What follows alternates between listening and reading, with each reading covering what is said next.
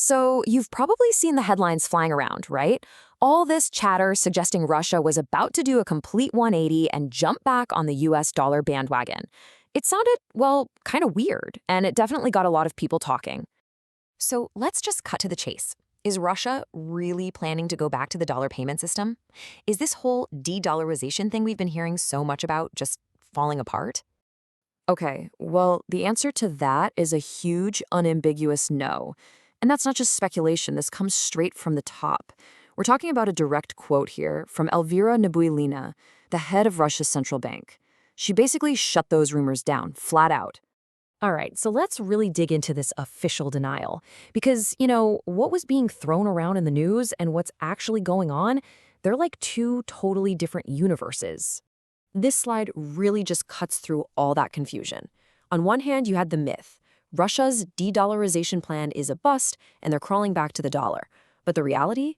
The central bank has put out an official, hard denial. And get this, not only is the plan not failing, they're actually pushing forward with it even more aggressively. Okay, so if Russia is saying no thanks to the dollar, then what is the plan? And this is where it gets really interesting, because their entire strategy revolves around something called the digital ruble. Now, before we go any further, let's just do a super quick explainer so we're all on the same page. A central bank digital currency, or a CBDC, it's not like Bitcoin or some other crypto. Think of it as an official digital version of a country's money, in this case, the ruble, that's issued and backed by the central bank itself. It's the real deal, just in digital form. And listen, this isn't some far-off futuristic idea. Russia has been hustling on this. They kicked off development back in 2021.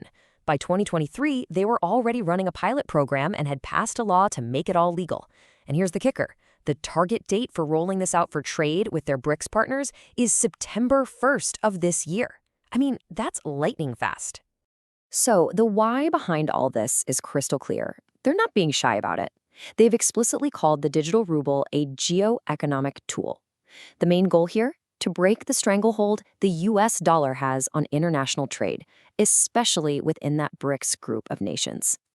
But, this story is way bigger than just Russia. The real power move here is that this whole concept has been picked up and embraced by the entire Brics alliance. And what's really fascinating is that this wasn't even Russia's idea to begin with. They're actually running with a proposal that was first put forward by India's central bank, the RBI. So right off the bat, you can see this is a coordinated play among these major world economies. And the plan they've laid out is actually pretty straightforward. It's basically a three-step process. Step 1. Each country in the Brics group develops its own national digital currency. Step 2.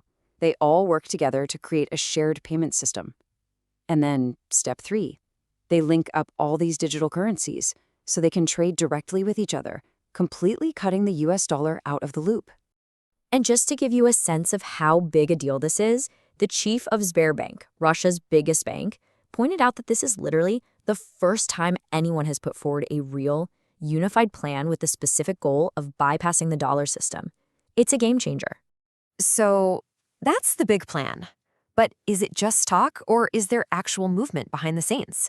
Well, let's look at the data, because this de-dollarization trend, it's already happening, and we can measure it. Russia's own central bank has already confirmed this. They are actively doing business using local currencies. We're talking about using the Indian rupee for trade with India, the Chinese yuan with China, and the UAE dirham with the Emirates. This isn't some future projection, it's happening right now. And you can see this financial shift in the hard numbers too. Just look at their holdings of US Treasury bonds. In just 1 year, Brazil dropped its holdings by 26%, India by over 21%.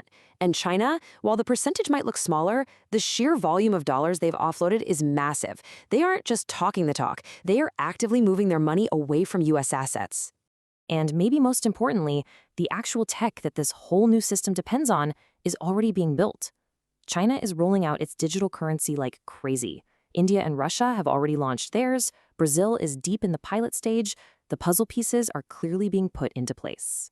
So, when you put all of this together, the denials of the rumors, the concrete plan for a digital currency, and the actual data showing the shift, it really makes you ask a much, much bigger question.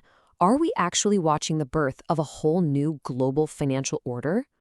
I mean, the end game here is pretty obvious. The ultimate goal is to build a financial infrastructure that's completely independent, totally free from US influence and from the SWIFT system, which, has been the backbone of global finance for decades. And this isn't just a vague ambition. There's a date you're going to want to circle on your calendar. Keep an eye on the year 2026. That's when the Brics nations are planning to have formal talks at their summit in New Delhi to finally tie all these separate digital currency systems together into one cohesive network. And all of this brings us to one final, really provocative question. With all these coordinated moves, both technologically and financially, are we finally seeing the first serious organized challenge to the US dollar's dominance on the world stage? Could its long reign finally be coming to an end?